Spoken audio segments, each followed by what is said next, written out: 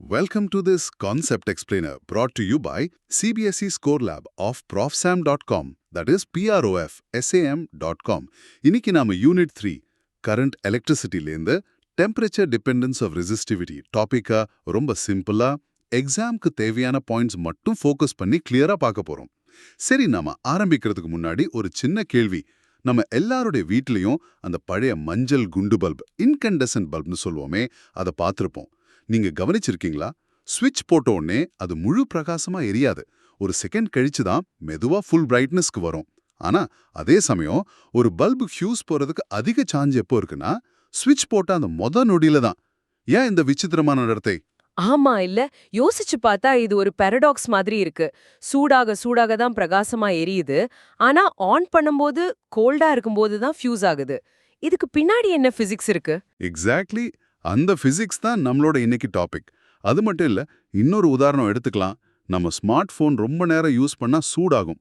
அப்போ அது ஸ்லோவாகிடும், ஹேங் ஆகும். ஆனா சில எலக்ட்ரானிக் மெட்டீரியல்ஸ் இருக்கு, அதுக்கு பேரு செமிகண்டக்டர்ஸ். அதுங்க சூடாக இன்னும் சிறப்பா கரண்ட்டை கண்டக்ட் பண்ணும். ஓ, கண்டக்டர்ஸ்க்கு ஒரு மாதிரி. ஆமா, செமிகண்டக்டர்ஸ்க்கு நேர்மாறாக. இந்த ரெண்டு எதிரெதிர் குணங்களுக்கும் காரணம் டெம்பரேச்சர் தான். அந்த ரகசியத்தை தான் நம்ம இன்னைக்கு உடைக்க போறோம். இந்த முழு கான்செப்டோட கோர் ஐடியா ரொம்பவே சிம்பிள். ஒரு பொருளோட ரெசிஸ்டன்ஸ், அதாவது கரண்ட்டை எதிர்க்கிற அதோட குணம் டெம்பரேச்சர் மாறும்போது மாறும். இது ரெண்டு காரணிகளோட போட்டியால நடக்குது. முதல் காரணி, உள்ளே ஓடுற ஃப்ரீ எலக்ட்ரான்ஸ் மற்ற துகள்கள் மேல மோதுறது, அதாவது கொலிஷன்ஸ். ரெண்டாவது காரணி, கரண்ட்டை கொண்டு போக எவ்வளோ ஃப்ரீ எலக்ட்ரான்ஸ் இருக்கு, அதாவது நம்பர் ஆஃப் சார்ஜ் கேரியர்ஸ். இந்த ரெண்டுல எது ஆதிக்கம் செலுத்துதுங்கிறத பொறுத்து தான் ஒரு பொருள் எப்படி நடந்து கொள்ளும்னு தீர்மானிக்கப்படுது. இதை இன்னும் சுலபமா புரிஞ்சுக்க ஒரு கிரவுடட் டான்ஸ் ஃப்ளோரை கற்பனை பண்ணிப்போம். இந்த அனாலஜி நமக்கு ரொம்ப உதவும். முதல்ல மெட்டல்ஸை பத்தி பார்ப்போம். Okay, dance floor analogy for metals. இப்போ டிஜே மியூசிக்கோட டெம்போவை, அதாவது ஸ்பீடை அதிகரிக்கிறார். இந்த டெம்போ தான் நம்மளோட டெம்பரேச்சர். மியூசிக் வேகம் அதிகமானா டான்சர்ஸ் என்ன பண்ணுவாங்க? இன்னும் வேகமா ஆடுவாங்க. ஒருத்தர் மேல ஒருத்தர் இடிச்சுக்கிறதும் அதிகமாகும். கரெக்ட். அவங்க ரொம்ப வேகமா ரேண்டமா ஆட ஆரம்பிச்சு ஒருத்தர் மேல ஒருத்தர் அடிக்கடி மோதிப்பாங்க. கொலிஷன்ஸ் அதிகமாகும். இதனால ஒரு டான்சர் அந்த ஃப்ளோரோட ஒரு மூலையிலிருந்து இன்னொரு மூலைக்கு போறது ரொம்ப கஷ்டமாயிடும். ரெண்டாவது டான்ஸ் ஃப்ளோருக்கு வருவோம். இது செமிகண்டக்டர்ஸ்க்கானது. இந்த ஃப்ளோர்ல ஆரம்பத்துல வெறும் 10 டான்சர்ஸ் தான் இருக்காங்க. நிறைய பேர் ஓரமா நின்னு வேடிக்கை பார்த்துட்டு இருக்காங்க. இப்போ டிஜே மியூசிக்கோட டெம்போவை, அதாவது டெம்பரேச்சரை ஏத்துறாரு. என்ன ஆகும்? வேகமா ஆடுவாங்க, மோதல்கள் அதிகமாகும். ஆனா இங்க ஒரு முக்கியமான திருப்பம் இருக்கு. அந்த வேகமான மியூசிக்கை கேட்டதும் ஓரமா நின்னுட்டு இருந்த 50 பேர் உற்சாகமாகி உள்ள ஆட ஆரம்பிச்சிடுறாங்க. ஓ, அப்போ டான்சர்ஸோட எண்ணிக்கை ஜாஸ்தி ஆகுது. எக்ஸாக்ட்லி. இப்போ ஃப்ளோர்ல மொத்தம் 60 டான்சர்ஸ் இருக்காங்க. அதாவது new free electrons are created by the temperature. இப்போ சொல்லுங்க, மோதல்கள் கொஞ்சம் அதிகமானாலும் இப்போ அதிக டான்சர்ஸ் இருக்கிறதால மொத்தமா டான்ஸ் ஃப்ளோரை விட்டு வெளியே போற ஆட்களோட எண்ணிக்கை அதிகமாகுமா இல்ல குறையுமா? ஓ, புரியுது. புதுசா நிறைய பேர் வந்ததால மொத்த ஃப்ளோ அதிகமாகும். மோதல்கள் அதிகரிச்சாலும் அதை விட சார்ஜ் கேரியர்ஸோட எண்ணிக்கை அதிகரிப்பு ரொம்ப அதிகமா இருக்கு. அதனால தான் ரெசிஸ்டன்ஸ் குறையுதா? பர்ஃபெக்ட். அதுதான் பாயிண்ட். மெட்டல்ஸ்ல டான்சர்ஸ் எண்ணிக்கை மாறாது, மோதல் மட்டும் அதிகமாகும். அதனால ரெசிஸ்டன்ஸ் ஏறும். செமிகண்டக்டர்ஸ்ல மோதல் அதிகமானாலும் அதை விட பல மடங்கு புது டான்சர்ஸ் உள்ள வர்றதால ரெசிஸ்டன்ஸ் குறைஞ்சிடும். இந்த மென்டல் இமேஜை மனசுல வச்சுக்கோங்க. மெட்டல்னா சூடான டீ போல சூடாக ரெசிஸ்டன்ஸ் ஏறும். செமிகண்டக்டர்னா ஐஸ்கிரீம் மாதிரி சூடாக ரெசிஸ்டன்ஸ் கரையும், அதாவது குறையும். சரி, இந்த கான்செப்டை NCERT புத்தகத்துல எப்படி ஒரு ஃபார்முலா மூலமா சொல்றாங்கன்னு பார்க்கலாம். அந்த ஃபார்முலாவை கொஞ்சம் படிங்க. Rho of T is equal to rho 0 1 plus alpha T T naught. நன்றி. இதுல ரோன்னு சொல்லுவோம், அதுதான் ரெசிஸ்டிவிட்டி. டீங்கிறது டெம்பரேச்சர். அந்த ஆல்ஃபான்னு இருக்குல்ல, அதுதான் இந்த ஃபார்முலாவோட ஹீரோ. அதுக்கு பேரு டெம்பரேச்சர் கோஎஃபிஷியன்ட் ஆஃப் ரெசிஸ்டிவிட்டி. அந்த ஆல்ஃபானா என்னன்னு கொஞ்சம் விளக்க முடியுமா? அது எப்படி இந்த பிஹேவியரை தீர்மானிக்குது? நிச்சயமா. ஆல்ஃபா என்பது ஒரு டிகிரி செல்சியஸ் டெம்பரேச்சர் ஏறினா ரெசிஸ்டிவிட்டி எவ்வளவு ஃப்ராக்ஷன், அதாவது எவ்வளவு மடங்கு ஏறும் அல்லது இறங்கும்னு சொல்ற ஒரு எண். இது ஒரு மெட்டீரியலோட குணம். மெட்டல்ஸ்க்கு நாம பார்த்த மாதிரி டெம்பரேச்சர் ஏறுனா ரெசிஸ்டிவிட்டி ஏறும். அதனால மெட்டல்ஸ்க்கு ஆல்ஃபா எப்பவுமே ஒரு பாசிட்டிவ் வேல்யூவா இருக்கும். சரி. செமிகண்டக்டர்ஸ்க்கு இங்க டெம்பரேச்சர் ஏறுனா ரெசிஸ்டிவிட்டி குறையும். அதனால செமிகண்டக்டர்ஸ்க்கு ஆல்ஃபா ஒரு நெகட்டிவ் வேல்யூவா இருக்கும். ஓ, நெகட்டிவா இருக்குமா? ஆமா. மூணாவதா அலாய்ஸ்க்கு நிக்ரோம், கான்ஸ்டன்டான், மேங்கனின் போன்ற உலோக கலவைகளுக்கு ஆல்ஃபா ஒரு ரொம்ப ரொம்ப சின்ன பாசிட்டிவ் வேல்யூவா இருக்கும். இதனால என்ன நன்மைனா, டெம்பரேச்சர் 100 டிகிரி 200 டிகிரி மாறினா கூட அதோட ரெசிஸ்டன்ஸ் பெருசா மாறாது. ஓ, ஸ்டேபிளா இருக்கும். எக்ஸாக்ட்லி. ரொம்ப ஸ்டேபிளா இருக்கும். இதனால தான் நம்ம வீட்டு வாட்டர் ஹீட்டர்ஸ், அயர்ன் பாக்ஸ், டோஸ்டர்ஸ்ல இருக்கிற ஹீட்டிங் எலிமெண்ட்ஸை இந்த அலாய்ஸ் வச்சு செய்றாங்க. Hope everything is clear so far. This concept explainer is from professam.com. That is professam.com. இப்போ இந்த ஃபார்முலாவை யூஸ் பண்ணி ஒரு சின்ன கணக்கு பார்க்கலாம். அப்போதான் கான்செப்ட் இன்னும் ஆழமா புரியும். ஒரு காப்பர் வயரோட ரெசிஸ்டன்ஸ் 20 டிகிரி செல்சியஸ்ல 10 ஓம் இருக்குன்னு வச்சுப்போம். காப்பரோட ஆல்ஃபா 0.0039 per டிகிரி செல்சியஸ். இப்போ அந்த வயரை 100 டிகிரிக்கு சூடுபடுத்தினா புது ரெசிஸ்டன்ஸ் என்னவா இருக்கும்? ஓகே.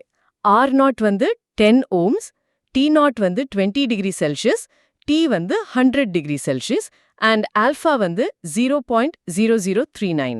சரியா சொன்னீங்க. முதல்ல டெம்பரேச்சர் டிஃபரன்ஸை கண்டுபிடிப்போம். Delta T is equal to TT0 is equal to 120, அதாவது 80 டிகிரி செல்சியஸ். இப்போ ஃபார்முலால போடலாம். ரெசிஸ்டன்ஸ்க்கு இதே ஃபார்முலா தான். RT is equal to R0 1 plus alpha TT0. So, R of 100 degree Celsius is equal to 10 1 plus 0.0039 into 80. Okay.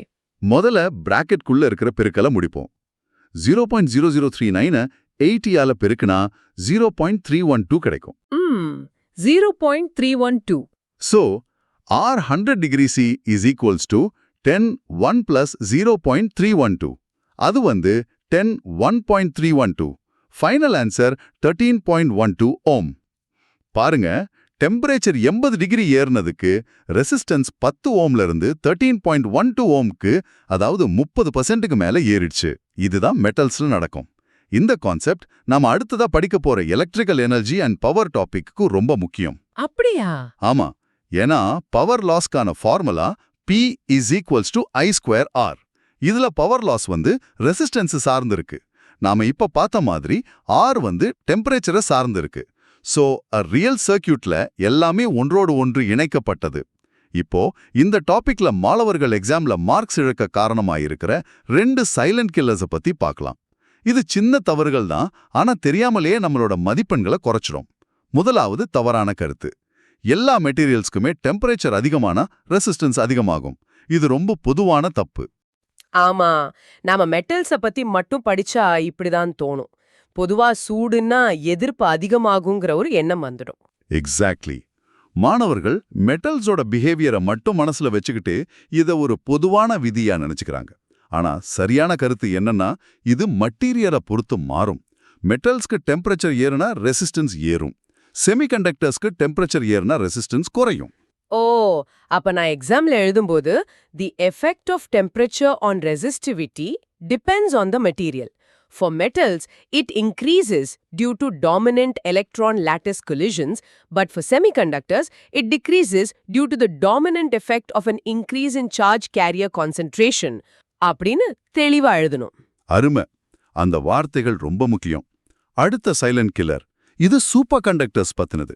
தவறான கருத்து, super கண்டக்டர்ஸ்னா ரொம்ப ரொம்ப கம்மியான நியர் ஜீரோ ரெசிஸ்டன்ஸ் இருக்கிற மெட்டீரியல்ஸ். இது ஏன் தப்பு? ரொம்ப கம்மினாலும் ஜீரோனாலும் கிட்டத்தட்ட ஒண்ணுதானே? அங்கதான் பிசிக்ஸ்ல ஒரு பெரிய வித்தியாசம் இருக்கு. ரொம்ப கம்மிங்கிறது ஒரு தோராயமான வார்த்தை, ஜீரோங்கிறது ஒரு கச்சிதமான மதிப்பு. சூப்பர் கண்டக்டிவிட்டிங்கிறது ஒரு தனி ஃபினாமினன். ஒரு குறிப்பிட்ட கிரிட்டிக்கல் டெம்பரேச்சருக்கு கீழே ஒரு மெட்டீரியலை குளிர்விக்கும் போது அதோட ரெசிஸ்டன்ஸ் திடீர்னு 0, அதாவது ஆப்சல்யூட் 0 ஆகிடும். ஓ, சடன்லியா? ஆமா, இது ஒரு குவாண்டம் மெக்கானிக்கல் எஃபெக்ட். அது ரொம்ப கம்மி கிடையாது, துளியும் இல்ல.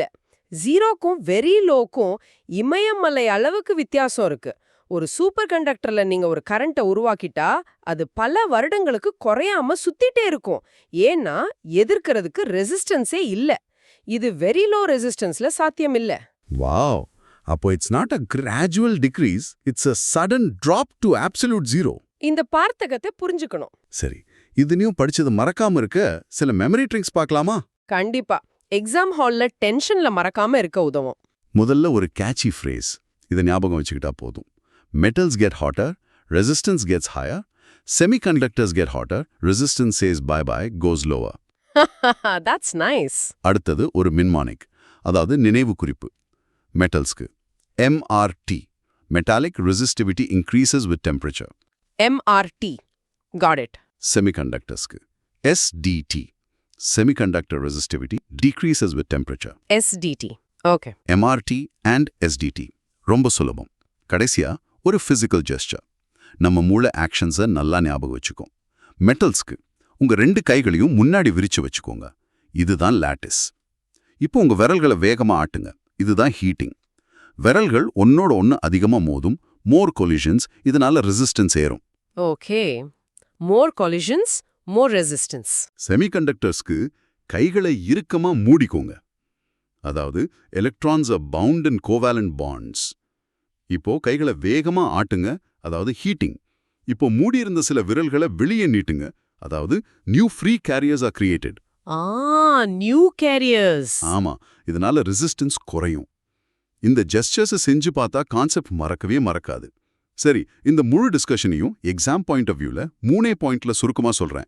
இந்த 3 பாயிண்ட்ஸும் உங்க ஆன்சர் ஷீட்ல இருந்தா முழு மதிப்பெண்கள் நிச்சயம். பாயிண்ட் நம்பர் 1, மெட்டல்ஸ்ல டெம்பரேச்சர் அதிகமானா லாட்டிஸ் அயான்ஸோட வைப்ரேஷன்ஸ் அதிகமாகி ஃப்ரீ எலக்ட்ரான்ஸ் மோதுறது அதிகரிக்கும். இதனால 2 மோதல்களுக்கு நடுவுல இருக்கிற சராசரி நேரம், ரிலாக்ஸேஷன் டைம் டவ், குறைந்துவிடும். ரெசிஸ்டிவிட்டிக்கான ஃபார்முலா படி rho is inversely proportional to tau. அதனால ரெசிஸ்டிவிட்டி ரோ அதிகமாகும். இதனால தான் alpha is positive. Okay. Tau குறையுது, ரோ அதிகமாகுது. பாயிண்ட் நம்பர் 2, செமிகண்டக்டர்ஸ்ல டெம்பரேச்சர் அதிகமானா கோவேலண்ட் பாண்ட்ஸ் உடைந்து தெர்மலி ஜெனரேட்டட் ஃப்ரீ சார்ஜ் கேரியர்ஸோட எண்ணிக்கை N அதிவேகமா அதிகமாகும். ரெசிஸ்டிவிட்டிக்கான ஃபார்முலா படி rho is inversely proportional to N. இந்த சார்ஜ் கேரியர் அதிகரிப்புங்கிற எஃபெக்ட் கொலிஷன் ரேட் அதிகரிப்பதை விட பல மடங்கு டாமினண்டா இருப்பதால் ஒட்டுமொத்த ரெசிஸ்டிவிட்டி ரோ குறையும். இதனால தான் alpha is negative. So N ஜாஸ்தியாகி ரோ குறையுது. Understood. Point number 3, formula. டெம்பரேச்சரை பொறுத்து ரெசிஸ்டிவிட்டி மாறுவதை ஒரு குறிப்பிட்ட ரேஞ்ச் ஆஃப் டெம்பரேச்சர்ஸ்க்கு இந்த லீனியர் அப்ராக்சிமேஷன் ஃபார்முலாவால் குறிக்கலாம். Rho of T equals rho 0 1 plus alpha T கி T0.